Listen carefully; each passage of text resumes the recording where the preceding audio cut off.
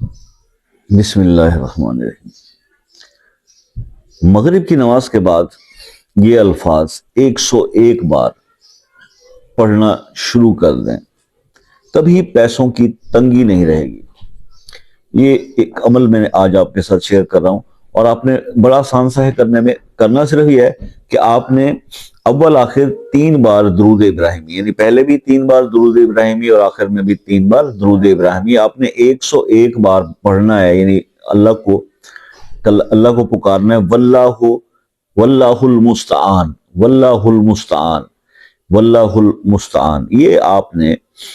پڑھنا ہے۔ ٹھیک ہے جی، تو آپ یہ 101 بار پڑھیں، پھر اس کے بعد درود شریف پڑھیں، اور اپنی ضرورت کو، اپنی جو بھی آپ کی نیڈ ہے اس وقت، پیسوں کی ہے،